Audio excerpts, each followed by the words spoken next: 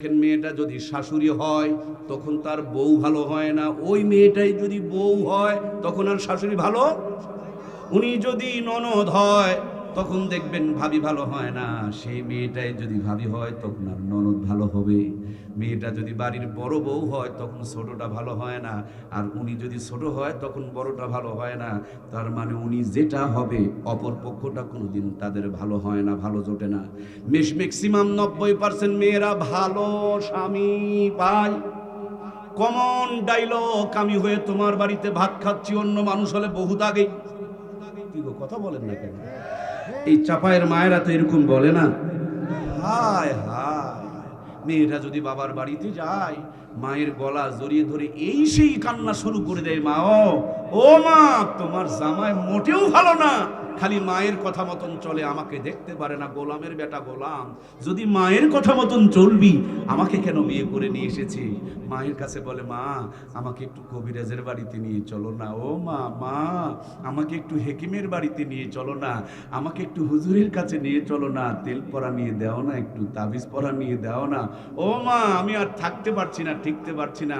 মা কবিরাজের বাড়িতে বাড়িতে ঘোরে, আপনার বালিশের নিচে তাবিজ, চৌকির নিচে তাবিজ, দরজাতে তাবিজ, চুলাতে তো তাবিজ, গোসলখানাতে তো তাবিজ, খালি তাবিজ তাবিজ দিয়ে আপনাকে টানা হচ্ছে, বিবি তার দিকে টানতেছে, এদিকে মাও কান্নাকাটি করে। আহারে, এই কাল্লাগ্নি বাড়িতে আসার আগে ছেলেটা যেখান থেকে আসতো মা মা বলে ডাকতো, এই ডাকনি আর কাল্লাগ্নি বাড়িতে আসার পর আমার ছেলেটা আমাকে আর দেখতে পারে না, মা বলে ডাকে না, খালার কাছে গিয়ে চোখ মুছে, মামির কাছে গিয়ে চোখ মুছে, চাচির কাছে গিয়ে চোখ মুছে বলে, ও বউ আমাকে একটু কবিরাজের বাড়িতে নিয়ে চলো না বুবু। এইদিকে মা দৌড়ায়, ওদিকে বউ দৌড়ায়, দুই দিক থেকে টানাটানি করতে গিয়ে আমাদের মাথা এখন তার ছিঁড়ে যায়। কথা বলেন ঠিক কিনা? বাংলাদেশে শতকরা 35% যুবকদের মাথার তার ছিঁড়ে যাচ্ছে এই দুই দিকের টানাটানি করার কারণে। কথা বলুন ঠিক কিনা? প্রিয় ভাইয়েরা আমার, মেয়ে মানুষ একই কিয়া চিজ হ্যায়, এইটারে চিনা বড় মুশকিল। ঝামেলা টানবে না তার জন্য শহরে চলে যায়। শহরে যদি স্বামীর বাবার বাড়ির থেকে মেহমান যায় তখন দেখবেন তাদের মুখ ভারী হয়ে যায়, হাত ভারী হয়ে যায়, শরীর ভারী হয়ে যায়, আর কিছু ভালো লাগে, বলে তোমাদের জন্য আমি আর সুখে থাকতে পারলাম না। যদিও রান্না বান্না করে, খাবারের প্লেটগুলো জিনিসপত্রগুলো ধ্যাক ধ্যাক করে মাটিতে থয় যাতে করে মেহমান অতি দ্রুত চলে যায়। বৈকাল বেলা যখন মেহমান চলে যায়, এবার নিজের বাবার বাড়ি থেকে 15 জন মেহমান এসেছেন, ভাবির আর কোনো সমস্যা। স্বামীর বাবার বাড়ি থেকে 3 জন আসলে হাত মুখ ফুলে যায়, আর নিজের বাবার বাড়ি থেকে 15 জন আসলে কোনো প্রবলেম। একা 15 আইটেম তৈরি করতে পারে। ঈদের আনন্দ শুরু হয়ে যায়, নেচে নেচে কাজ করতে শুরু করে দেয়। আপনারা বুকে হাত দিয়ে বলুন, এইটা বৌমা না বোমা? এর সংখ্যা কম না বেশি? এটা ইমানি না মুনাফিকি? আপনি আপনার স্বামীকে বুঝালেন স্বার্থপর কেমনে করতে হয়, স্বার্থপরতা কেমনে দেখাতে হয়। আল্লাহ আমার মা বোনগুলোকে, দুই পরিবারের মানুষকে এক মতন করে দেখার তৌফিক দিক, বলুন আমিন। পর্দার আড়ালে খালাম্মা, ফুবি আম্মা, চাচি আম্মা যারা বসে আছে, ওরা বলছে এরকম হুজুরি দরকার। আমার বাড়িতেও 4টা বোমা আছে, কিন্তু ভাবিগুলো চিন্তা করছে এই হুজুর কোথা পাইছে তারা, ওরা তো বড় মন খারাপ করেছে। কিন্তু খেয়াল করে দেখুন প্রিয় ভাইয়েরা, খালাম্মারাও মাঝে মাঝে জায়নামাজ বিছায়া জামাইয়ের জন্য দোয়া করে, আল্লাহ আমার জামাইকে জান্নাত পার করে দাও। কেন জান্নাত পার করে দেয় জানেন? ওনার মেয়ের কথা মতন চলে, ছেলের নামটা মুখে একবারও নেয় না। কেন জানেন? ছেলেটাও তার বইয়ের কথা মতন চলে। আমার দৃষ্টিকোণ থেকে জামাই এবং ছেলে দুইজনের অপরাধ একটা, কিন্তু একটা মেয়ে, নিজের মেয়ে, তার জন্য খালাম্মা জায়নামাজি বসেও কুটনামি করে। কথা বলুন ঠিক কিনা? দোয়া যদি করতে হয় দুজনের জন্যই দোয়া করা দরকার, কারণ দুজনাই বইয়ের কথা মতন চলে। কথা বলুন ঠিক কিনা? নিজের মেয়ের কথা মতন চলে, তার জন্য জান্নাত ঠেলে পার করে দাও। আর মানুষের মেয়ে একটু ভালো আছে, এইটা তোমার তকদিরে সহ্য হয় না, নিজের মেয়ে সব ভেঙে ফেলে দেয়, তখন কোনো প্রবলেম হয় না। কিন্তু বৌমা যদি একটা গ্লাস আর কাপ ভেঙে দেয়, বাড়িতে ভূমিকম্প কায়েম করে ফেলে দেয়, এরকম খালাম্মা, ফুবি আম্মা, চাচি আম্মা আমার সমাজে আছে না নাই? সম্মানিত প্রাণপ্রিয় ভাইয়েরা আমার, পরিবারগুলো ইসলাম দিয়ে সাজাইতে হবে। খুব খেয়াল করে দেখেন আমার কলিজার টুকরা দরদের ভাইয়েরা, আমার পরিবারগুলো ইসলাম দিয়ে সাজাতে হবে। প্রত্যেকটা জায়গায় নবীর সুন্নত থাকতে হবে। সুন্নত দেখে দেখে বিয়ে করতে হবে, 4টা গুণ দেখে বিয়ে করতে হবে। বউ এমন একটা দামি নিয়ামত, চিনলে কিয়ামত, না চিনলে নিয়ামত, না চিনলে কিয়ামত। এই জন্য আল্লাহর হাবিব বলেন 4খান গুণ দেখে বিয়ে করো, জলদি করে বিয়ে করে নাও। আপনারা মনে করেন হুজুররা বোকা মানুষ, আগে ভাগে বিয়ে করে নেয়, আমরা বড় চালাক মানুষ, আমরা প্রতিষ্ঠিত হয়ে বিয়ে করতে চাই। আমি ওই চালাকদেরকে বলতে চাই, হুজুর আগে বিয়ে করেছেন, বাচ্চা নিয়েছেন, নাতি হয়েছে, কোলের মধ্যে নিয়ে আনন্দ করে আনন্দ উপভোগ করেছে। আর আপনি পড়েছেন 35 বছর, চাকরির পিছনে ঘুরেছেন, আরো 5 বছর চাকরি পেয়ে প্রতিষ্ঠিত হয়েছেন, আরো 5 বছর, এখন 45 বছর চাকরি আছে, বাড়ি আছে, মগর শরীর সুস্থ। মেয়ের বাবা মেয়েকে এসে বুদ্ধি দেয়, প্রতিষ্ঠিত যদি ছেলে নিতে হয় তাইলে বয়স একটু বেশি হতে পারে। খালি জামাই দেখে বিয়ে দেয় না, টাকা দেখে, বাড়ি দেখে, গাড়ি দেখে, চাকরি দেখেও বিয়ে দেয়। এই যে আকাশ আর জমিনের ব্যবধান, এই জন্য পরিবারগুলোতে শান্তি নাই। কথা বলুন ঠিক কিনা? এই জন্য প্রাণপ্রিয় ভাইয়েরা আমার, ইসলাম অনেক বড় গুরুত্বপূর্ণ একটা নিয়ামত। বিয়ে যখন করতে যাবেন, শ্বশুর বাড়িতে 500 বরযাত্রী নেওয়ার আপনার অধিকার নাই। মেহমান আপনার বাড়িতে আপনি খাওয়াবেন, আপনার মেহমান কেন শ্বশুর বাড়িতে 500 জন নিয়ে যাবেন? 2-4-20 জন নিয়ে যেতে পারেন, এটা মানবতা। কিন্তু 500 জন নিয়ে যাওয়া যাবে না। মেয়েটাকে শিক্ষিত বানিয়েছেন, মানুষ করেছেন, কলিজার টুকরাকে আপনারা হাতে তুলে দিবেন। এমনি তো কলিজা তাদের ছিঁড়ে যাচ্ছে, তারপর জুলুম করার জন্য 500 জন বরযাত্রী নিয়ে যাচ্ছেন। খাবার যদি কম হয় তখন ঝগড়া পাসাদ শুরু করে দিতেছেন। এরা ডিজিটাল কায়দা, আর ফকির ছাড়া আর কিছু হইতে পারে না। কথা বলুন ঠিক কিনা? বিয়ের দিকে তাকায় দেখেন, বউ ভাত শুরু হয়, বিয়ের পর অনুষ্ঠান করে, মানুষে বউ দেখে আর টাকা দিয়ে চলে যায়। এরকম ফকিরনি কাজ আমাদের সমাজে আছে না নাই? এটা স্মার্ট কোয়ালিটির ডিজিটাল ভিক্ষাবৃত্তি। বউ দেখে দেখে টাকা দিয়ে যায়। খাওয়াতে পারবেন খাওয়াবেন, কিন্তু টাকা কেন নিবেন? টাকা যদি নিবেন তাহলে কেন খাওয়াচ্ছেন? এগুলো ভিক্ষাবৃত্তি করা যাবে না। এর সাথে ইসলামের কোনো সম্পর্ক। গায়ে হলুদের নাম দিয়া কাদার মধ্যে ঠেলাঠেলি আর গুতাগুতি আর কিলাকিলি, এগুলোর সাথে ইসলামের কোনো সম্পর্ক নাই। বিয়ের অনুষ্ঠানে দেখবেন ডেক সেটের ভলিউমটা এমন চেতায়া দেয়, এলাকার মানুষকে 3-4 দিন ঘুমাইতে দেয় না। এর সাথেও ইসলামের কোনো সম্পর্ক নাই। বিয়ে একটা বরকতপূর্ণ নিয়ামত। বিয়ে হয়েছে যেদিন, এশার নামাজ পড়ে ঘরে চলে আসো, স্বামী স্ত্রী পাশাপাশি যায় নামাজ বিছাও, আরো 2 রাকাত নফল নামাজ পড়ো, বিবির মাথায় হাত দিয়া মাসনুন কিছু দোয়া আছে, দোয়াগুলো করো। খালি মানুষকে দিয়ে দোয়া করায় নিও না। যদি তুমি আরবিতে না পারো, বাংলায় দোয়া করো, ওগো আমার রব, আমাদের স্বামী স্ত্রীর জিন্দেগির গুনাহ মাফ করে দাও, জীবনটারে বরকতময় করে দাও, আমাদের ঘরে ইমাম হাসান আর হুসেনের মতন নেক সন্তান পাঠায় দাও।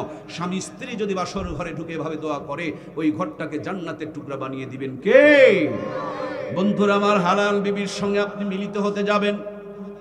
ইসলাম যদি আপনাকে টয়লেটে যাওয়া শিখায়, ইসলাম যদি আপনাকে চুল কাটা শিখায়, ইসলাম যদি আপনাকে রাজনীতি শিখায়, অর্থনীতি শিখায়, ইসলাম কিন্তু আপনাকে প্রেমও শিখিয়েছে। আপনি আপনার বিবির সঙ্গে কখন প্রেম করবেন সেটাও ইসলাম বলে দিয়েছে। রাতের গভীরে আপনি হালাল বিবির সঙ্গে মিলিত হতে যাবেন। বিড়ি টানতে টানতে বিবির গলা জড়িয়ে ধরবেন না। ও যে ইস্তেঞ্জা, টয়লেট বাথরুম সেরে নেবেন, মেসওয়াক করে নেবেন, সুগন্ধ ব্যবহার করবেন। হালাল বিবির কাছে যাওয়ার আগে সুন্নত তরিকায় দোয়া করে নেবেন, আল্লাহুম্মা জান্নিবনা শাইতানা। বাকিটুকু বলবো না, ওইটুকু সবাইকে শিখতে হবে, নইলে বিয়ে করা যাবে। আর ওইটুকু না শিখে যদি বিয়ে করেন, ভালো সন্তানের বাবা হইতে পারবেন। অনেকেই বলে, হুজুর ওই সময় কি আবার দোয়া পড়া যায়? কেন পড়া যাবে না? ইসলামের মধ্যে নাই ছাড়া সব আছে। কেন আপনি দোয়া পড়বেন না? দোয়া পড়ে সন্তান জন্ম দিলে যেমন হবে, দোয়া পড়া ছাড়া সন্তান জন্ম দিলে আকাশ জমিনের ব্যবধান হবে।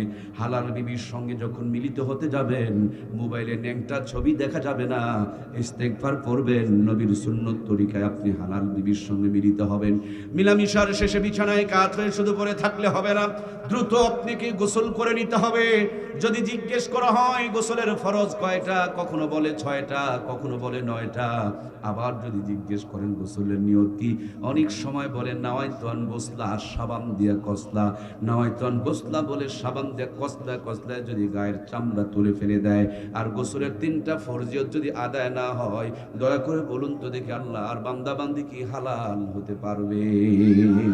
পাশেই আপনাদের পদ্মা নদী, সকাল থেকে সন্ধ্যা পর্যন্ত যদি পানিতে সুবাসুবি করে, আর গোসলের 3টা ফরজিয়ত যদি আদায় না হয়, সাবান দিয়ে ঘুষে যদি না হয়, বালু দিয়া যদি ঘুষে, ঝাওয়া দিয়া যদি ঘুষে, আর গোসলের 3টা ফরজিয়ত যদি আদায় না হয়, পবিত্র হতে পারবে না।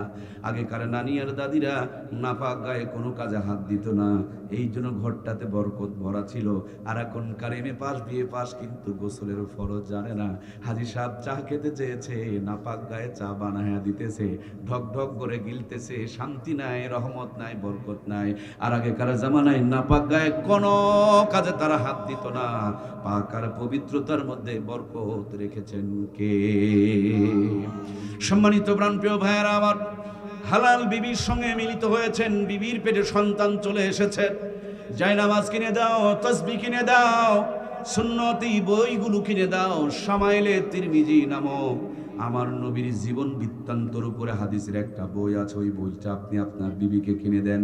আপনার বিবি শামাইলে তিরমিজি পড়বে আর মনে মনে স্মরণ করবে আমার নবীর নাকটা কেমন ছিল, কপালটা কেমন ছিল, ভুরুটা কেমন ছিল, ওগুলো পড়বে আর নামাজ পড়ে পড়ে দোয়া করবে। আপনার বিবির পেটের থেকে নবীর আকার আকৃতি দিয়া নেক সন্তান দান করবেন কে? আমাদের বিবিদের পেটে যখন বাচ্চা আসে তখন কটকটি সিরিয়াল টিভি শুরু করে, কথা বলুন ঠিক কিনা? এই জন্য আমাদের ঘর থেকে আর ফাতেমা, খাদিজা, আয়েশা সিদ্দিকা বের হয় না, খালি কিরণমালা, কটকটি আর পাখি লাইন ধরেছে, কথা বলেন ঠিক কিনা? প্রাণপ্রিয় ভাইয়েরা আমার, বিবির পেটের থেকে সন্তান যখন ভূমিষ্ঠ হবে, সন্তানের ডান কানে আজান দাও, বাম কানে একামত দাও। কেন ডান কানে আজান বাম কানে একামত দিবেন?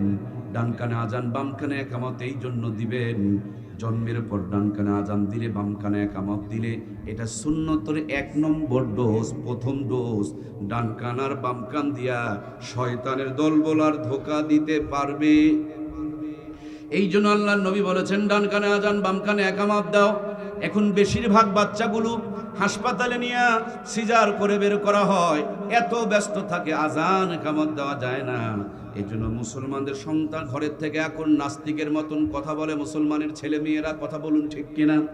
অল্প কিছুদিন আগে এক বেয়াদব বলেছিল, ফজরে আজান যখন শুনি মনে হয় বেশ্যা তার খরিদ্দারকে ডাকতেছে। আমি চিন্তা করলাম এত কথা থাকতে পতিতার সঙ্গে তুলনা করলো কেন? পরবর্তীতে গবেষণা করে পেলাম কিছু কিছু বাচ্চা পতিতালয়ে জন্মগ্রহণ করে যাদের বাপ মায়ের ঠিক ঠিকানা নাই, এদের জন্মের পর ডান কানে আজান বাম কানে একামত হয় নাই। পতিতার আওয়াজ প্রথমে কানে ঢুকেছে, মৃত্যুর আগ পর্যন্ত ওই আওয়াজই তাদের কান থেকে বাজতেছে। সকালবেলা ইন্ডিয়ার ভোল্ডার একটা যদি পেঁয়াজ খান, আদার গন্ধ বের হবে না, আম যেমন পেঁয়াজেরই গন্ধ বের হবে। এই জন্য জন্মের পর ডান কানে আজান বাম কানে একামত দেওয়া, এই সুন্নতের ডোজটুকু মেনটেন করা দরকার আছে না? না।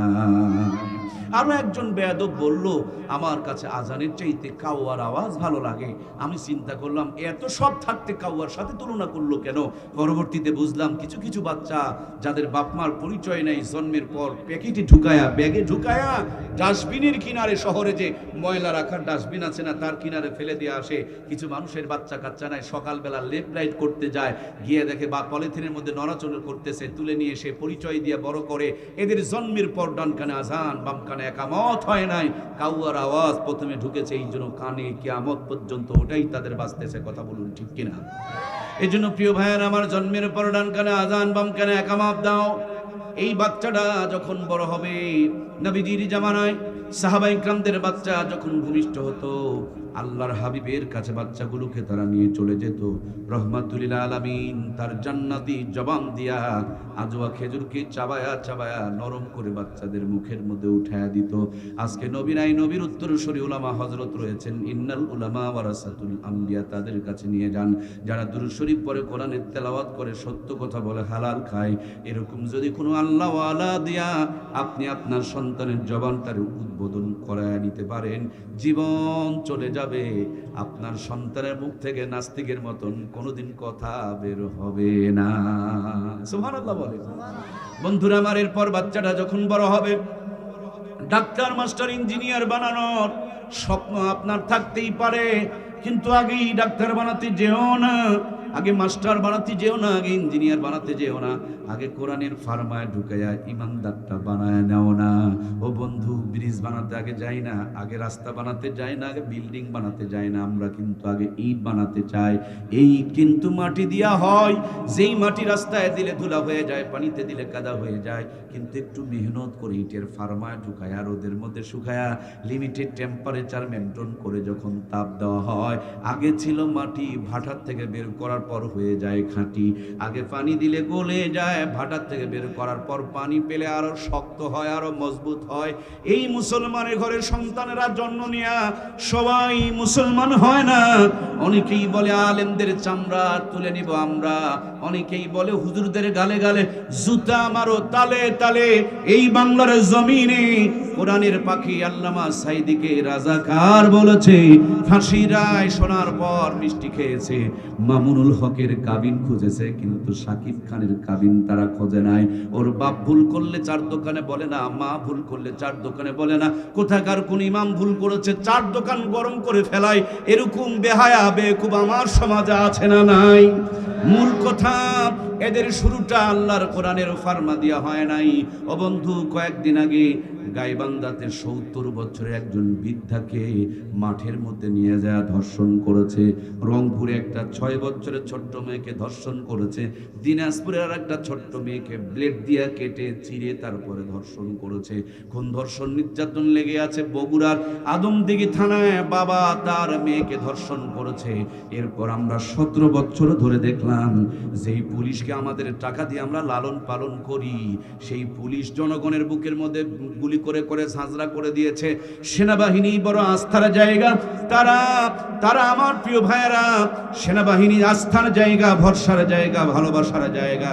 তারা আয়না ঘর তৈরি করেছে, ঠান্ডা মাথায় মানুষকে খুন করেছে, পেট চিরে ভুঁড়ি বের করে সিমেন্টের বস্তা বেঁধে দিয়ে পানিতে ডুবাই ডুবাই মেরেছে। এদের সবাইকে মানুষের মতন দেখা যায়। এই অপরাধ যারা করেছে তারা প্রকৃতপক্ষে মানুষ নয়। মানুষ গরুর পেটে জন্ম নিলে গরু হয়, ছাগলের পেটে জন্ম নিলে ছাগল হয়, ভেড়ার পেটে জন্ম নিলে ভেড়া হয়, কিন্তু মানুষের পেটে জন্ম নিয়ে সবাই মানুষ হইতে পারে? মা বাবাকে মেরে ঘরে পুঁতে রেখে দিয়েছে, মা বাবাকে জায়নামাজ থেকে লাথি মেরে ফেলে দিয়া জায়নামাজ বিক্রি করে নিশা কিনে খাইতেছে।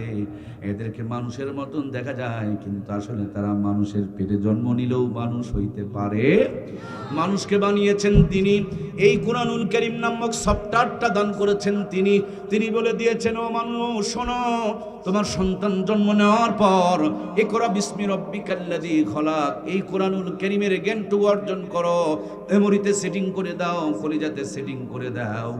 মেমোরিতে যদি কোরআনটুকু সেটিং করে দাও, এই কোরআনুল কারীম আরশে আজিমে ছিল, তার দাম বেড়েছে, ফেরেশতা নিয়ে এসেছেন, সর্দার হয়েছে, পাথরের পাহাড়ে নাজিল হয়েছে, আলোর পাহাড় হয়ে গিয়েছে।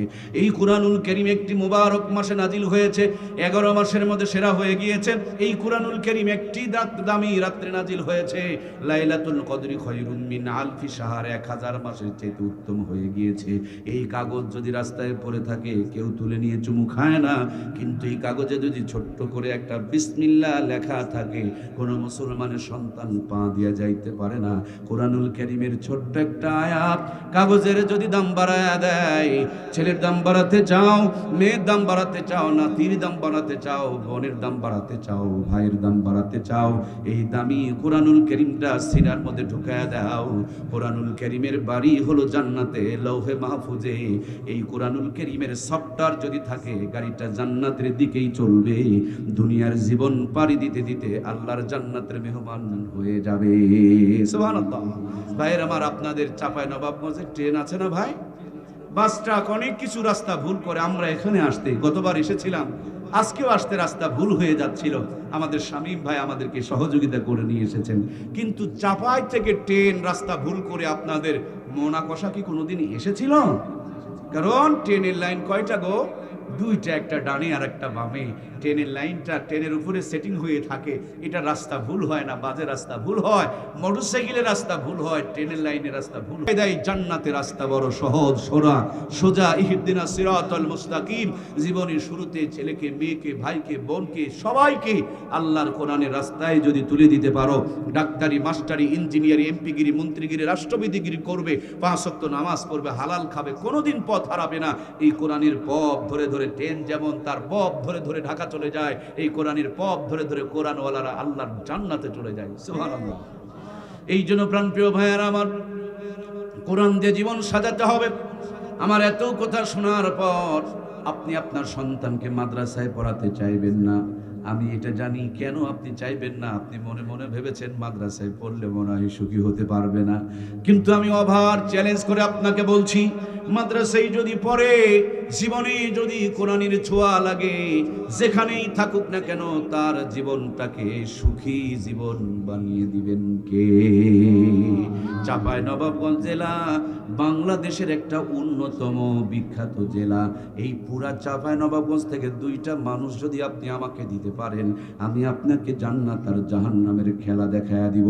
একটা মানুষ আমাকে দিবেন হারামখোর, যত বড় হারামখোর হবে খেলাটা বোঝা তত সহজ হবে। আর একটা মানুষ আমাকে দিবেন হালালখোর, সেটা ইমাম হোক আর মুয়াজ্জিন হোক, যেই হোক না কেন, হালালখোরটা যত সুন্দর হবে, মজবুত হবে, খেলাটা বোঝা তত সহজ হবে। হারামখোরের ঘরে সব আছে শান্তি, ইমামের ঘরে কিচ্ছু না থাকলেও শান্তির কোনো অভাব।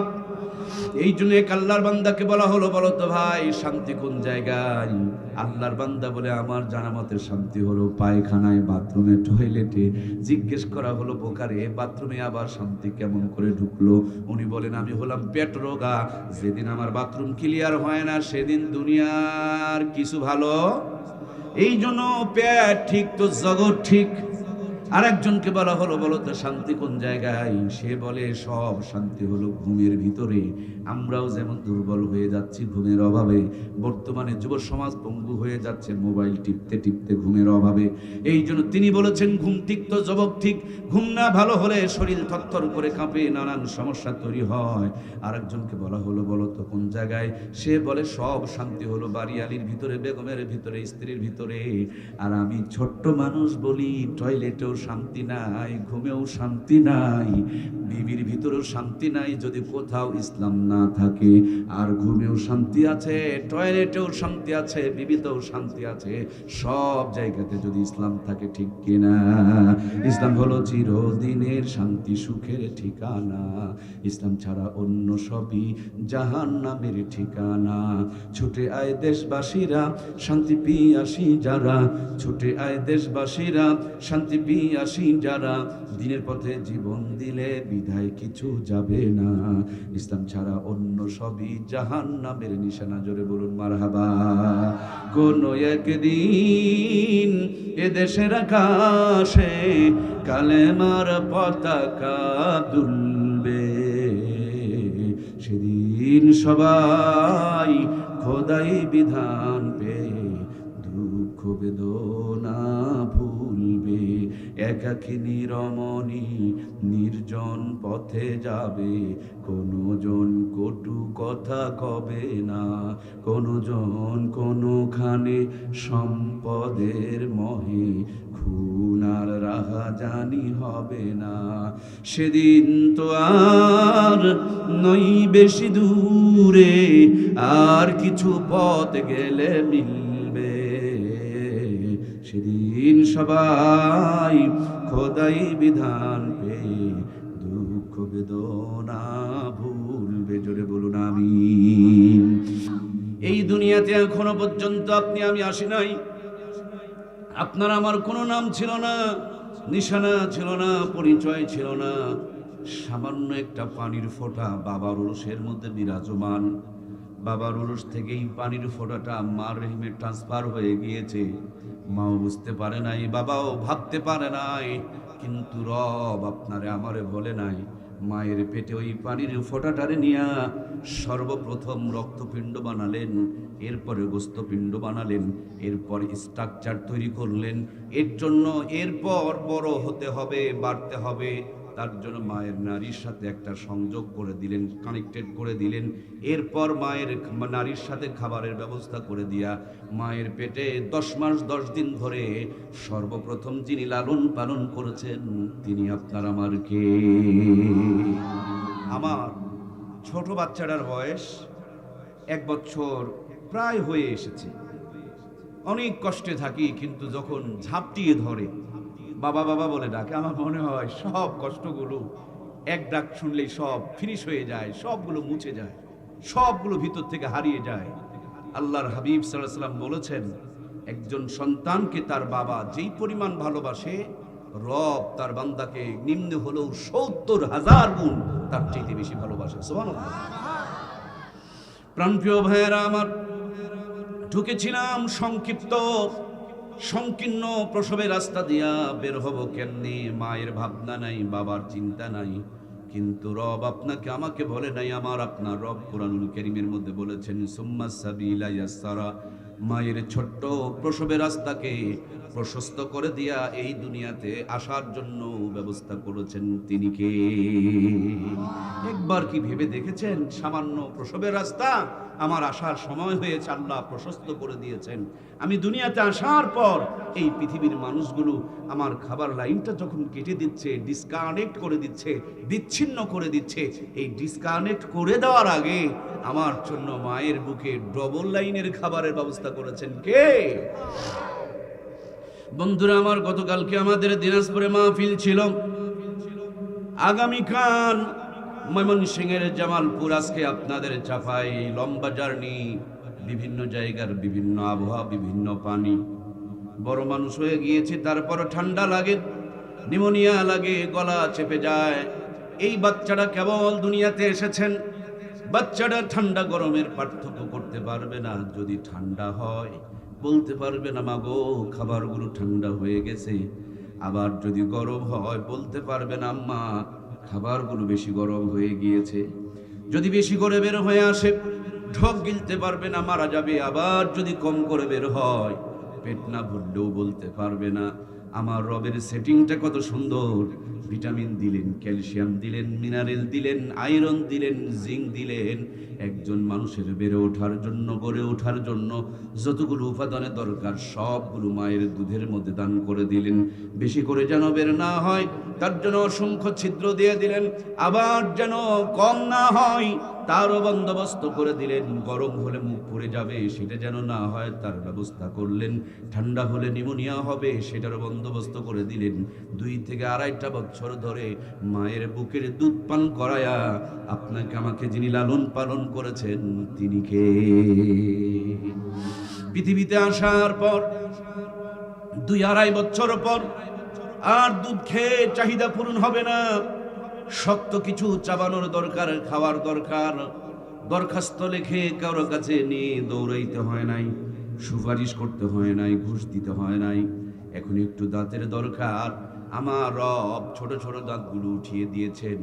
ওই দাঁত দিয়া হাড্ডি চাবানো যাবে না, এই জন্য ছোট দাঁতগুলোকে উঠায় নিয়ে আরো শক্ত দাঁতের ব্যবস্থা করে দিয়েছেন। মাঝখানে আমার আল্লাহ তাআলা ছোট্ট একটা জিহ্বা দিয়েছেন, বের করে দেখুন দানা দানা কি যেন দেখা যায়। আজকের আধুনিক স্বাস্থ্য বিজ্ঞান বলেন এগুলো হলো এক একটা সফটওয়্যার, এক একটার এক এক রকমের কাজ। কোনোটা লবণের স্বাদ নেওয়ার জন্য, কোনোটা ঝালের স্বাদ নেওয়ার জন্য, কোনোটা মশলার স্বাদ নেওয়ার জন্য। তার মানে পৃথিবীতে যত আইটেমের খাবার আছে জিহ্বায় তত আইটেমের সফটওয়্যার আমার আল্লাহ তাআলা বসায় দিয়ে রেখে দিয়েছে।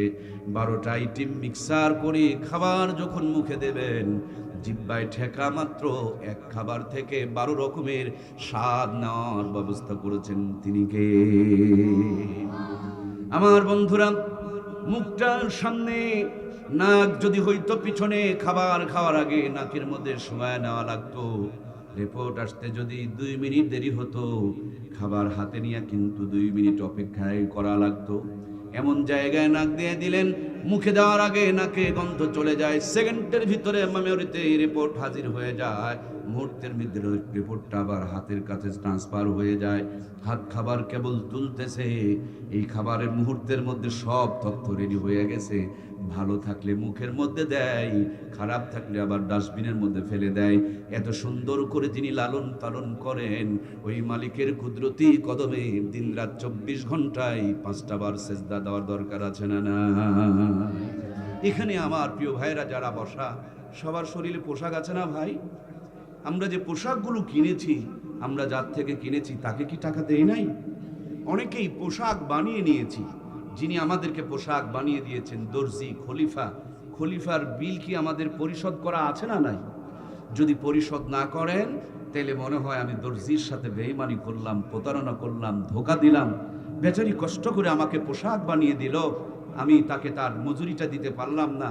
আহারে, পোশাক যিনি বানিয়ে দেয় তার মজুরি পরিশোধ হয়, আর পোশাক ওয়ালাকে যিনি বানিয়েছেন তার কুদরতি কদমে সেজদা হয়। পোশাকওয়ালার বিল পেমেন্ট হয়, কিন্তু পোশাক বানানোওয়ালাকে, আপনাকে আমাকে কে বানিয়েছেন বলুন? সবার গায়ের পোশাকের মজুরি পরিশোধ আছে, কিন্তু পোশাকওয়ালাকে যিনি বানিয়েছেন, আজকে তাদের সবার এশার নামাজ হয় নাই, ফজরও হবে না। কথা বলুন ঠিক কিনা?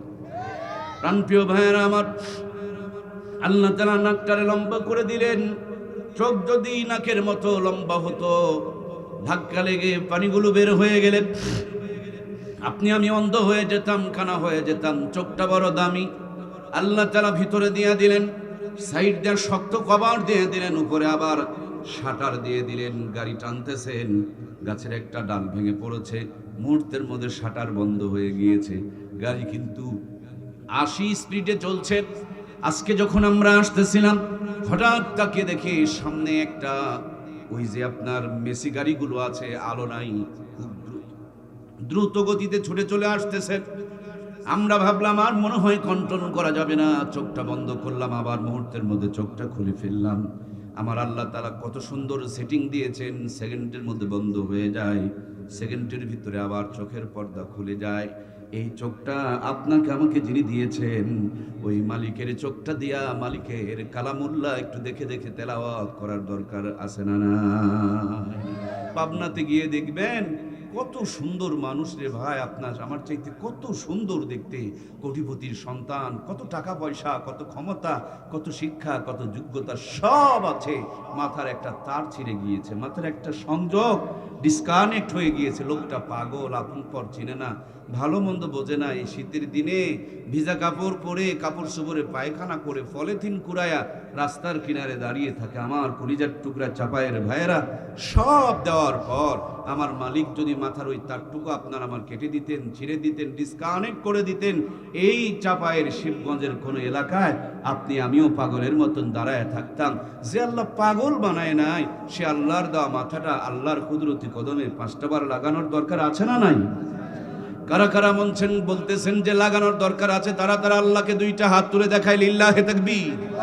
যে আল্লাহ আমাদেরকে সুস্থ রেখেছেন, সে আল্লাহকে সেজদা দেওয়ার দরকার আছে না নাই? আল্লাহ আজকের ফজর থেকে আমাদের 5 ওয়াক্ত নামাজি বানিয়ে দেয়। আমরা সবাই পড়ি আল্লাহুম্মা আমিন। প্রিয় বন্ধুরা আমার, চাপায়ের ভাইয়েরা আমার, আল্লাহ তাআলা আমের মতন এক নিয়ামত দিয়ে আমাদেরকে ধন্য করেছেন। গতকালকে গিয়েছিলাম দিনাজপুর, ওদেরকে ধান এবং লিচু দিয়ে আল্লাহ তাআলা ধন্য করেছেন। আবার সিলেটে যাবেন, পাহাড়ের মাথায় 4 পাতা দিয়ে আল্লাহ তাআলা তাদেরকেও ধন্য করেছেন।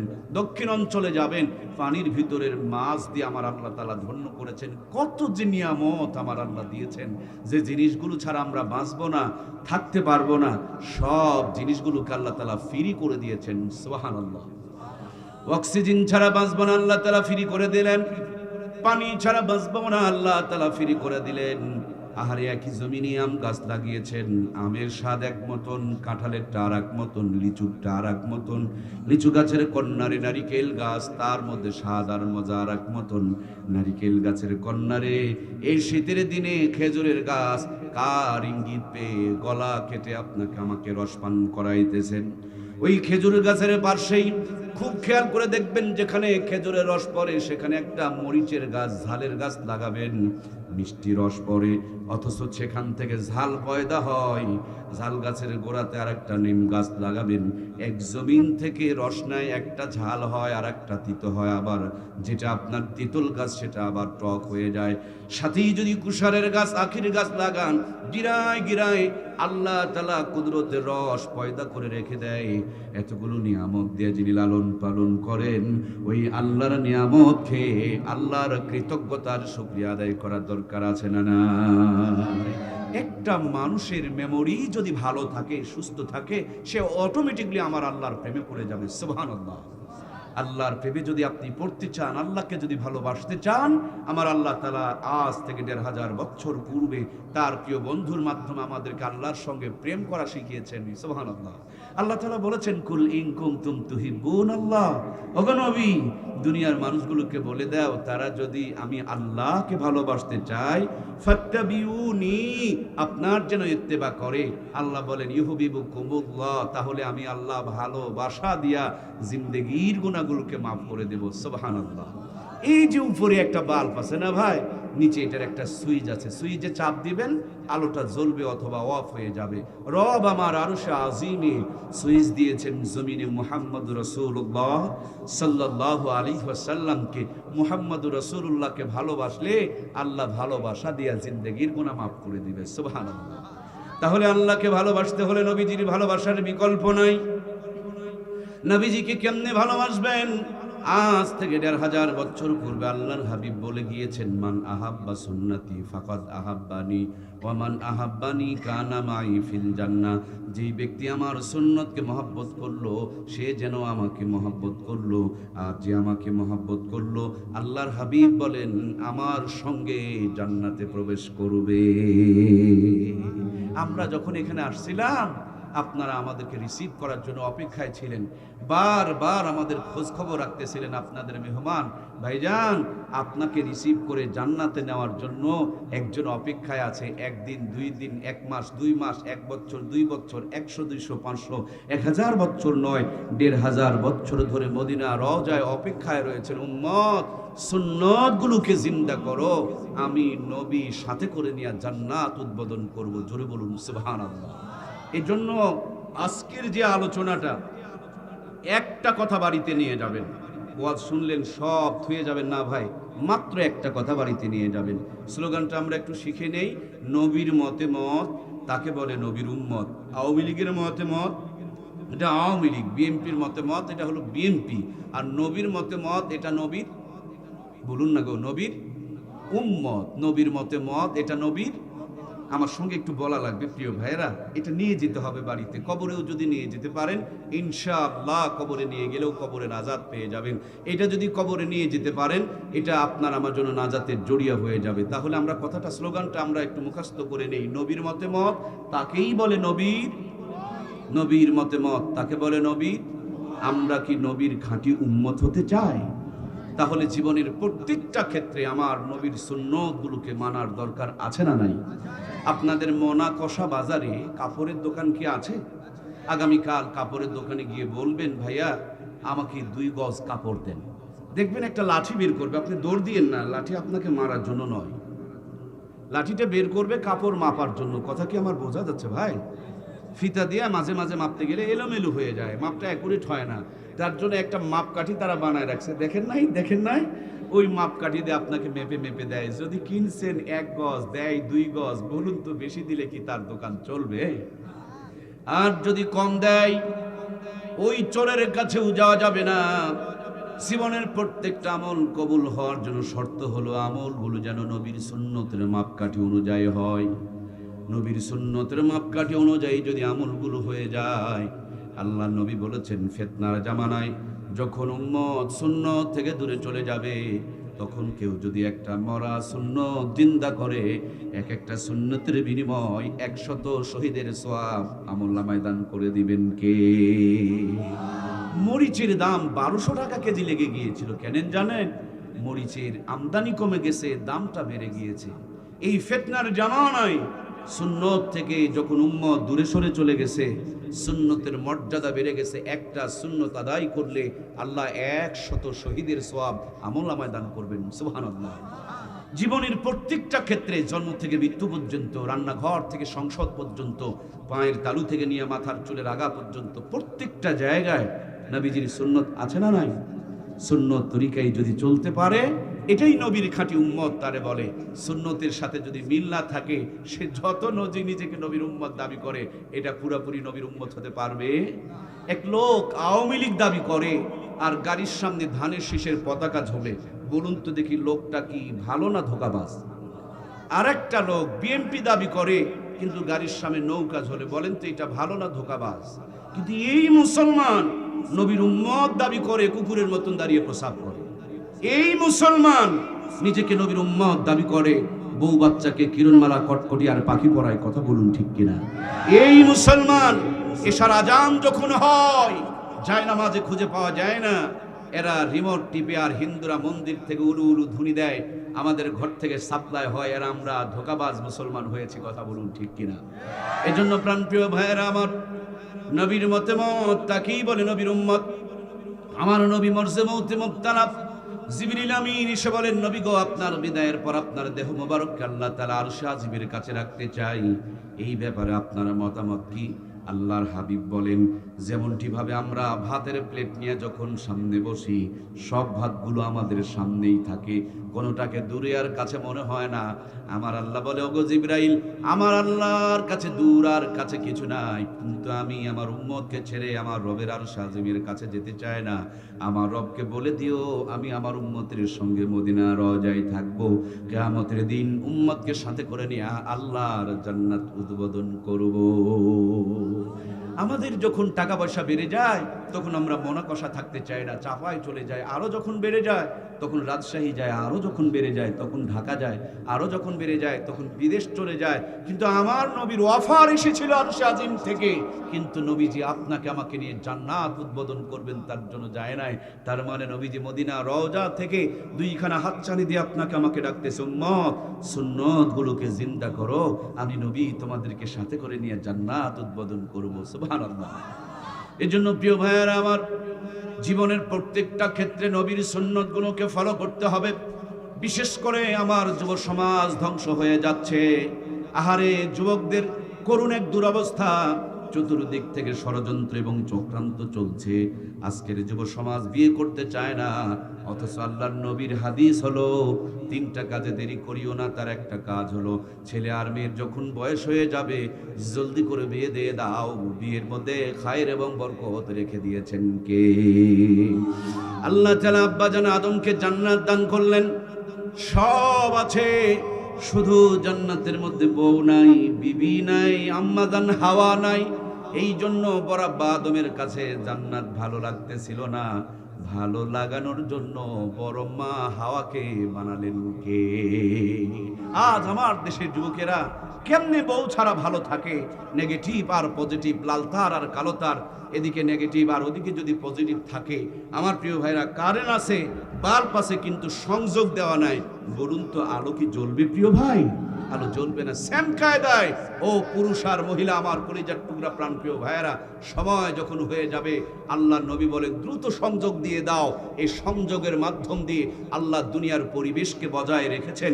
এটা সুন্নাহ, আবার অনেক ক্ষেত্রে এটা হলো ফরজ, আবার কখনো কখনো এটা নিষেধ, আবার কখনো কখনো অতীব জরুরি। কোনো ছেলে যদি বখাটা হয়ে যায়, ডাক্তারের কাছে গিয়ে যখন ডাক্তার কন্ট্রোল করতে পারে না, ঔষধ লেখে এবং নিচে লিখে দেয় আপনার সন্তানকে দ্রুত বিয়ে দিয়ে দেন। তার মানে বিয়ে করাটাও একটা ট্রিটমেন্ট, কথা বলুন ঠিক কিনা? প্রিয় ভাইয়েরা আমার, কিন্তু আমরা মনে করি বিয়ে করে খাওয়াবো কি? এই পৃথিবীতে, বিশেষ করে বাংলার জমিনে যদি 20 কোটি মানুষ থাকে, সবাই যদি অবিবাহিত থাকে, প্রত্যেকেই খেয়ে ঘুমাবে। আবার সবাই যদি বিয়ে করে, তাহলে সবাই কিন্তু খেয়ে ঘুমাবে। বিয়ের সাথে খাওয়া না খাওয়ার কোনো সম্পর্ক, বরঞ্চ বিয়ের আগে স্বামী এক বালিশে মাথা দিয়া চিন্তা করবে, বিবি আর এক বালিশে মাথা দিয়া চিন্তা করবে, রহমত বর্ষিত হবে না। বিয়ের পর স্বামী আর স্ত্রী একই বালিশে মাথা দিয়া দুইজন যখন চিন্তা করবে, ওই পরিবারের মধ্যে রহমত আর বরকত নাজিল করে দিবেন কে? নবীজির কাছে এক সাহাবী বসে এসে বললেন, নবী আমার বড় অভাব, আল্লাহ নবী বললেন বিয়ে করে নাও, আবার বললেন অভাব, বলেন বিয়ে করে নাও, আবার বললেন অভাব, বিয়ে করে নাও, আবার বললেন অভাব, বিয়ে করে নাও। চতুর্থ নম্বর যে মেয়েটাকে বিয়ে করলেন তিনি হস্তশিল্পীর কাজ জানতেন, বোনদেরকে নিয়ে হাতের কাজ করত, আর স্বামী বেচারি বাজারে বিক্রয় করত। অল্প দিনের ব্যবধানে বিয়ের বরকতে এলাকার একটা ধনী পরিবার হয়ে গেলেন। সুবহানাল্লাহ। প্রাণপ্রিয় ভাইয়ের আমার, আদম আর হাওয়া জান্নাতে বড় সুখে থাকতে শুরু করলেন।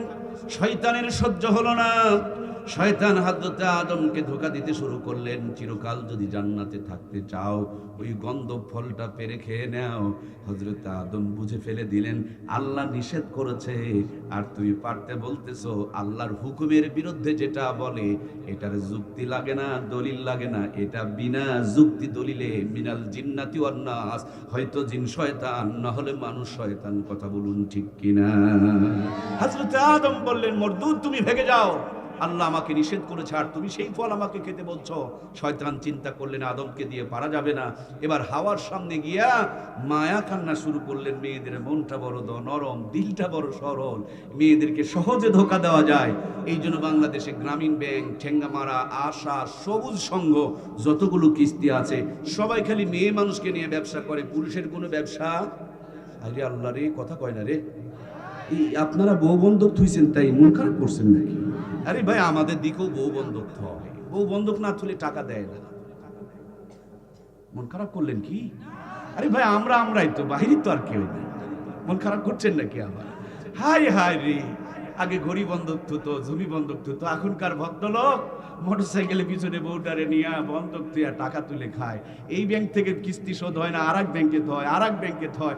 আরে কিস্তির বউ যে ভাত আনতে দেয় এটাই তো তোমার কপাল রে ভাই। আগে এত কিস্তি ছিল না। নানি আর দাদি কাঁচা চুল নিয়ে কবরে গেছে 150 বছর বয়সে। কথা বলুন ঠিক কিনা? এই কিস্তি আসার কারণে 40-50 বছর যাওয়া লাগে না, এর আগেই মাথার চুল পেকে পাটের ফিসার মতন সাদা হয়ে যায়, শুধু কিস্তির যন্ত্রণায়। ঠিক কিনা? সেদিন নওগাঁর এক মাহফিল শেষ করে আর এক মাহফিলে যাব, হাইরে গাড়ির হরেন দিচ্ছি, হাইলো করতেছি, মগর বেচারি রাস্তা ছাড়েন। ড্রাইভারকে বললাম একটু স্লো করো, আমি সামনে গিয়ে বললাম খালাম্মা একটু সরে গিয়ে দাঁড়ান। উনি মুখের দিকে তাকায় বলে বাবা তুমি কি ওয়াজ করলা না? আমি বললাম জি, আমাকে আর একটা মাহফিলে যেতে হবে, কিন্তু আপনাকে যে অনেকক্ষণ থেকে হরেন দিচ্ছি, আলো হাইলো করছি, আপনি যে রাস্তা ছাড়ছেন না, কি চিন্তা করতেছেন? উনি বলছেন বাবা মনে কিছু নিও না, কালকে আমার 700 টাকার কিস্তি। বুঝতে পারছেন না আপনারা? কিস্তির চিন্তায় চোখেও ভালো দেখে না। এই টাকা ছিল না কিন্তু শান্তি ছিল। এই অভিশপ্ত টাকা এসে শান্তি কেড়ে নিয়েছে। কথা বলুন ঠিক কিনা? আজ থেকে 50 বছর আগে কিস্তি মিস্তি ছিল, নানি দাদির বিয়ে হয়েছে, মূর্খ নানি দাদিকে নানু দাদুরা বিয়ে করেছে। সেই জামানার 500 টাকা দিয়া সাফাইয়ের মিডিল প্লেসে 5 বিঘা জমি কিনে পাওয়া গেছে। ওই নানি দাদির পেটে 12টা 15টা 18টা সন্তান জন্মগ্রহণ করেছে। কোন নানি দাদিকে কসাইখানা নিয়ে পেট চিরে বাচ্চা বের করা দরকার পড়ে? সবকটা সন্তানকে নরমাল ডেলিভারি করেছে, বুকের দুধ খাওয়িয়েছে, 150 বছর টনটনা বেঁচে রয়েছে। একদিন ভাঙা ঘরে মাসকালার ডালের তেলাজি হয়েছে, টোটাল গ্রামটা যেন গন্ধে মোহিত হয়ে গেছে। কি গো ভাই, একদিন আতপ চালের বিরিয়ানি খেলে 2 দিন পর্যন্ত হাত থেকে সুঘ্রাণ ছড়িয়েছে। আমার আপনার মূর্খ নানু আর দাদুরা এই পদ্মার ইলিশ মাছ ধরে নিয়ে বাড়িতে এসেছেন, পুকুরের ঘোলা পানি দিয়ে ধৌত করেছেন, খেরের চুলায় রান্না হয়েছে, লবণ থাকলে তেল নাই, তেল থাকলে আবার ঝাল দেওয়ার কথা মনে নাই। একদিন যদি ইলিশ মাছ আর পান্তা ভাত খাওয়া গিয়েছে, কম করে হলেও 3 দিন পর্যন্ত হাত থেকে সুঘ্রাণ ছড়িয়েছে। ওই নানি দাদিদের স্মৃতি চারণে পহেলা বৈশাখ উদযাপন করি আমরা। 6 টাকার কেজি ইলিশের মাছ 6000 টাকা দিয়ে একবারে সরাসরি পাথর ঘাটা থেকে ডাইরেক্ট আমদানি করে নিয়ে আসতেছি আমরা। আধুনিক গুঁড়া মশলা ব্যবহার করলাম আমরা। কত যে উন্নতি করেছেন গুণে শেষ হবে না। 6000 টাকার কেজি ইলিশের মাছ রাঁধুনি গুঁড়া মশলা দিয়া গ্যাসের চুলায় বসে ডিগ্রি পাস বহু রকমারি কায়দায় রান্না করে। রান্নার পর খাবার সময় নাকে নিয়ে চেক করতে হয় ইলিশ না সিলভার কাপ। কথা বলুন ঠিক কিনা? আগে কি সুন্দর দিন কাটাইতাম। কি যুবক ভাইরা নাই নাকি? একটু তাল মিলান আমার সঙ্গে। আগে কি সুন্দর দিন কাটাইতাম আমরা, আগে কি সুন্দর দিন কাটাইতাম। ফজর যখন হইতো মজে মাজান দিত, মধুরা জান শুনে বিছানা ছাড়িতাম আমরা, মধুরা জান শুনে ঘুম ছাড়িতাম। যতই থাকুক কাম আগে নামাজ পড়িতাম, হাজার থাকুক কাম আগে নামাজ পড়িতাম। নামাজ পড়িয়া কোরআন পড়িতাম আমরা, নামাজ পড়িয়া তেলাওয়াত করিতাম। আগে কি সুন্দর দিন কাটাইতাম আমরা, আগে কি সুন্দর দিন কাটাইতাম। জোরে বলুন মারহাবা। সম্মানিত প্রাণপ্রিয় ভাইয়েরা আমার, বলছিলাম আপনাদের খেদমত আল্লাহ নবী বলেন 3 কাজে দেরি করিও না। তার মধ্যে একটা কাজ হলো বিয়ে শাদীর ব্যাপারে। আমাদের বাবা মারা সব বোঝে, ছেলে মেয়েকে বিয়ে দিতে হবে টাইম মতো, এইটা কিন্তু তারা বোঝে না। ওরা হজ করা বোঝে, বাড়ি করা বোঝে, জমি কিনা বোঝে, কিন্তু সন্তানের বিয়ে শাদী দেওয়া বোঝে না। চিন্তা করে কেমনে খাওয়াবে। খাওয়ানেওয়ালা বাপ মা নয়, খাওয়ানেওয়ালা মানুষকে যিনি বানিয়েছেন তিনি। কথা বলুন ঠিক কিনা? বন্ধুরা আমার, দ্রুত করে বিয়ে করে নেবেন। আজ আমার দেশের যুব সমাজ বিয়ে করতে চায় না। আমি গবেষণা করে পেয়েছি 3টি কারণে যুব সমাজেরা বিয়ে করতে চায় না। তার 1 নম্বর কারণ, বিনা টাকায় যদি দুধ পাওয়া যায় গাভী কিনে ঝামেলা টানা দরকার। আমার চাপায়ের ভাইয়েরা কথাটা যদি বুঝতে চান, আগামীকাল রাজশাহীর পর্দা পারে যান, মাত্র বাদাম হলেই বান্ধবী পাওয়া যায়, তার জন্য তাদের বিয়ে করা দরকার। আমি তাদেরকে বলতে চাই, অতি চালাকের গলায় দড়ি, বেশি চালাকি ভালো নয়। চালাকের 3 জায়গায়। তুমি যদি মানুষের হক মারো, তোমার যেটা বউ হবে সেটা কিন্তু অন্য জায়গাতে হক মারা দিচ্ছে। সুতরাং হক মারতে যেও না, নিজের হক আদায় করো। সুখ আর শান্তি দান করবেন কে? আমার প্রিয় ভাইয়েরা, 2 নম্বর যে কারণে যুব সমাজ বিয়ে করতে চায় না, ওর বান্ধবী আছে 17টা, এক একজনা 3টা 4টা করে মোবাইলের সিম ব্যবহার করে। হিসাব করে দেখছে একটাও সিঙ্গেল। ওগুলোকে নিয়ে পার্কে যাওয়া যায়, বাদাম খাওয়া যায়, কিন্তু বাড়িতে বউ বানায়া নিয়ে আসা যায়। আমি আমার বোনগুলোকে বলতে চাই, কলিজার টুকরা বোন, নদীর পানি সবাই ব্যবহার করে, নদীর পানি দিয়া কুলি করে, নদীর পানি দিয়া গোসল করে, নদীর পানি দিয়া মুখ ধোয়, কিন্তু নদীর পানি খায় না। নদীতে মুখ ধুয়ে এসে 150 টাকা দিয়া ডাব কিনে খায়। কথা বলেন ঠিক কিনা? আমি বলবো, আপনারা সস্তা হয়েন না, ফ্রি হয়েন না, বাদামওয়ালা দাওয়াত দিলে চলে যায়েন না। নিজের কোয়ালিটি মেনটেন করেন, পর্দা মেনটেন করেন, আবার মহারানা দিয়া রানী বানায়া আপনাকে ঘরে তুলে নেওয়া হবে। কিন্তু আপনি যদি ইসলাম না মেনে ছিলা কলার মতন হয়ে যান, ওই কলায় যেমন মশা মাছি বসে ডাস্টবিনে ফেলে দেওয়া আসা হয়, বাংলাদেশে অতি চালাক অনেক বোন আছে, তাদের কপালে স্বামী জোটে না। কথা বলুন ঠিক কিনা? প্রিয় বন্ধুরা আমার, 3 নম্বরে যেই কারণে এদেশের যুব সমাজ বিয়ে করতে চায় না, এই কারণটা বড় মারাত্মক। তার নাম হলো মোবাইল ফোন। এই জিনিসটা যত ছোট মানুষ তাদের কাছে বড় থাকে। মানুষ যত বড়, ফোন তত ছোট। মানুষ যত ছোট, ফোন তত বড়। বউ না থাকলে চলে, কিন্তু ফোন না থাকলে চলে না। বউ বাবার বাড়িতে গেলে পিকনিক খায়, মোবাইলের নেটওয়ার্ক যদি বিজি থাকে, বন্ধ থাকে, তখন মাথা খারাপ হয়ে যায়। অনেকে বিয়ে করার পর বউয়ের দিকে ফিলিংস নাই, কোনো গুরুত্ব নাই। বউ অন্য জায়গায় পরক্রিয়াতে সময় দেয়, আর সে ফোন ঘুষতে ঘুষতে চোখের নিচে কালো দাগ ফেলে দেয়, পাছার থেকে প্যান খুলে চলে যায়। রাত যখন গভীর হয়ে যায়, একটা শয়তানের নিঙ্গুরু ঢুকায়া দিয়া, কানের মধ্যে তার খানা লাগায়া দিয়া, ঘুষতে ঘুষতে ন্যাংটা ছবি দেখতে দেখতে যৌবনের 12টা বেজে যায়। দাদাই বিয়ে করতে চায়, নানাই বিয়ে করতে চায়, নাতির বিয়ে করতে ভয় পায়। তার মানে তার ব্যাটারিতে আর চার্জ। ইটের ভাটার উপরে যদি আগুন ধোঁয়া বের হয়, এই ধোঁয়া মেসেজ দেয় ভাটা চালু আছে, নইলে ধোঁয়া বের হবে না। আমার দেশের যুব সমাজ কেমন আছে? রাস্তার ডালে ডালে তার মেসেজ ঝুলতেছে, খালি হামদরদার হারবারের পোস্টার ঝোলাঝুলি করে। এগুলি মেসেজ বহন করে বর্তমানের যুবকদের যৌবনে ভাইরাস ধরেছে। কথা বলুন ঠিক কিনা? বন্ধুরা আমার, আল্লাহ নবী বলেন 3 কাজে দিয়ে দেরি করিও না। তার একটি কাজ হলো, দ্রুত ছেলে মেয়েকে বিয়ে দিয়ে দাও।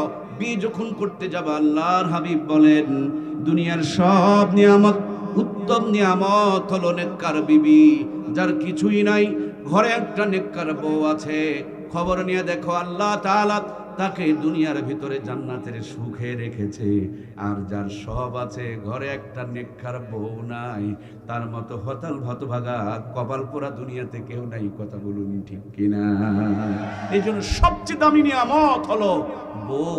আমার মেজো ছেলেটা বলে, আব্বু বউ এমন একটা সুন্দর জিনিস, বউ এমন একটা দামি জিনিস, এটা যদি কপালে শুট করে তাহলে নিয়ামত, আর যদি শুট না করে তাহলে কিয়ামত। আমার বাচ্চার বয়স 10 বছর। আমি বললাম, আব্বু তুমি কি বিয়ে করছো? সে বলছে, আব্বা না বিয়ে করি নাই। তা আমি বললাম, তুমি বুঝলা কেমনি? বলে, ডানে বামে দেখি তো যাদের বউ ভালো তাদের পরিবারটা কত সুন্দর, আর যাদের বউটা খালি ঝগড়া করে বেচারিরা কত অসুস্থ থাকে। ওই ফোনে টোনে হয়তোবা দেখেছে। আপনারা যারা বিয়ে শাদী করেছেন অথবা বিয়ের আশপাশ দিয়ে ঘুরেছেন, আমার কথা কি ফেলে দেওয়ার ভাই? চিনলে নিয়ামত, না চিনলে কিয়ামত। আল্লাহ আমাদের সকলকে নিয়ামত দান করুক, বলুন আমিন। ভাই, সব মেয়েকে বাড়িতে আনা যাবে? অনেক মেয়ে হবে বৌমা, ছেলের বউ বৌমা, আর অনেক মেয়ে হয় বৌমা। আজ বোঝা যাচ্ছে না, বর্তমানে বৌমান বেশি না বমা বেশি? বমার সংখ্যা কম না বেশি? ভাই বাড়া বাড়ছে গো। এজন্য যাকে তাকে বিয়ে করতে যেও না। প্রিয় বন্ধু, আমার নবী তোমাকে আমাকে স্মরণ করে বলেছে, যুবক বিয়ে যখন করতে যাবা 4টি গুণ দেখে বিয়ে করবা। 1 নম্বর মালিহা জামালিহা দীনিহা নাসাবিহা ফাজফার বিজাতি দিন। সবচেয়ে দিনের প্রতি খেয়াল রাখো। 1 নম্বর সম্পদের দিকে খেয়াল রাখো। মোটা আর চিকন দড়িতে গিরা লাগাইতে যেও না, টিকবে না, আটকিবে না, সুখী হতে পারবে না। কুফু দেখে বিয়ে দাও, জীবনটা সুখী হবে। এখন সবাই খালি বড় লোকের ঘরে যেতে চায়, মেয়েও যেতে চায়, ছেলেও যেতে চায়। এই জন্য আমাদের পরিবারগুলোতে শান্তি নাই। কথা বলুন ঠিক কিনা? প্রেমের প্রলোভনে ফেলে কোটিপতির মেয়েকে ভাগায় নিয়ে আসতে পারবেন, সুখী হতে পারবেন না।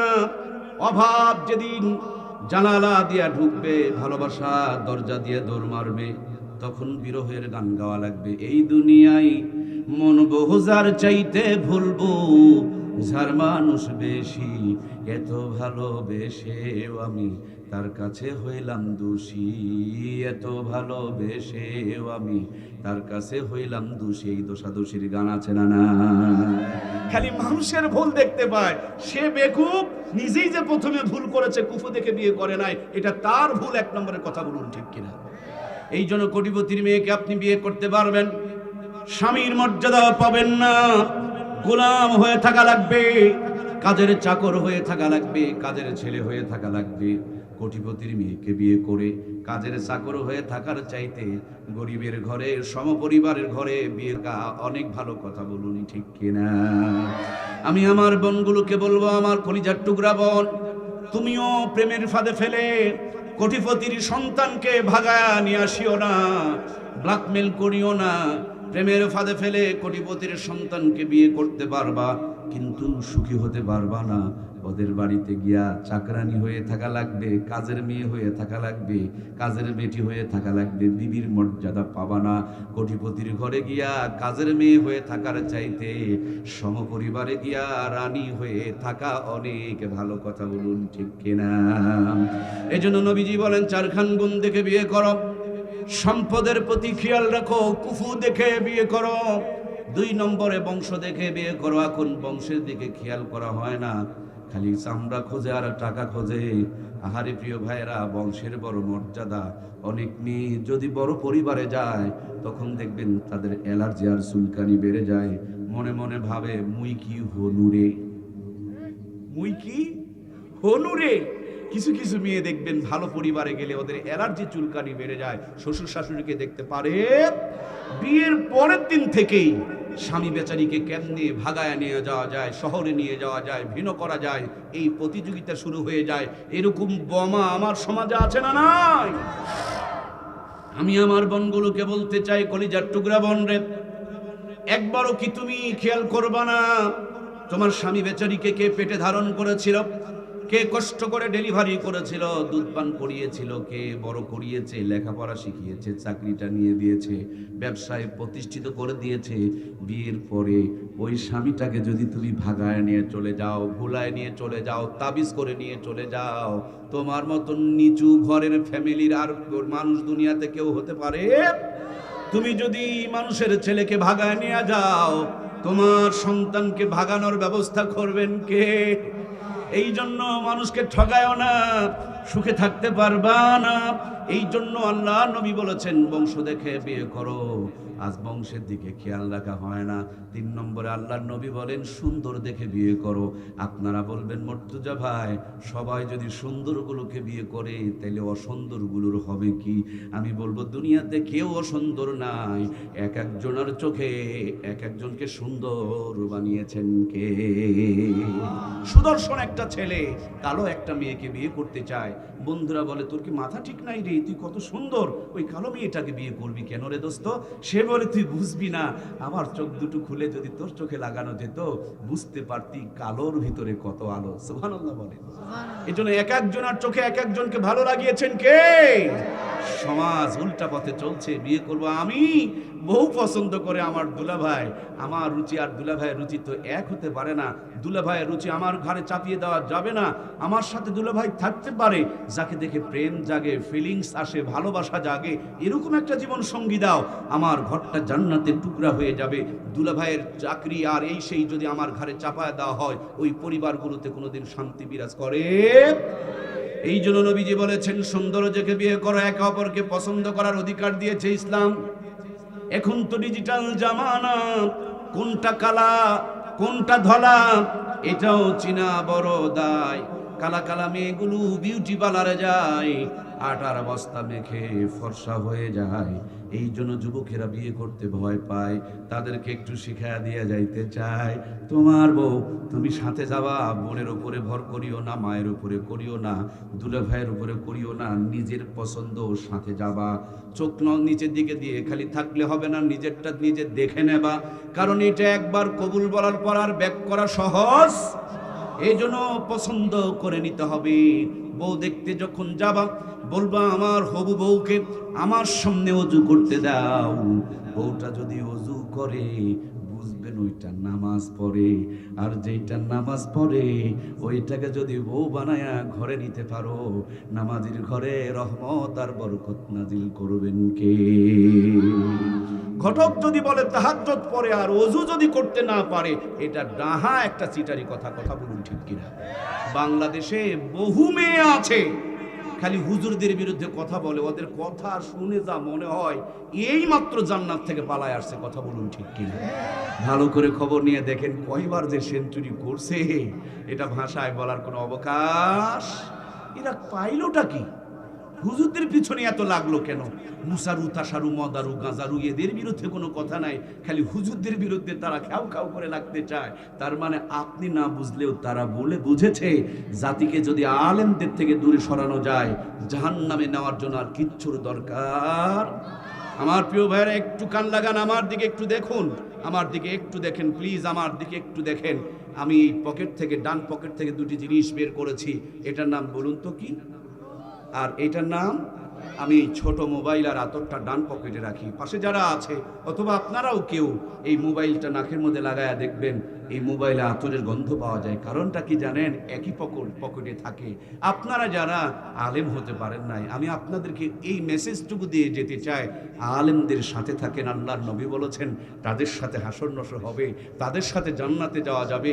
আজ সমগ্র বাংলাদেশে ইসলাম নিয়ে এত বিদ্বেষ চলছে কেন?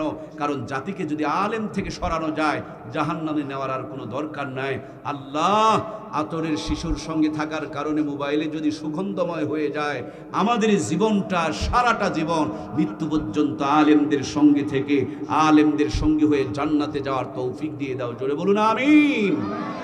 সম্মানিত প্রাণপ্রিয় ভাইয়েরা আমার, সুন্দর দেখে বিয়ে করতে হবে।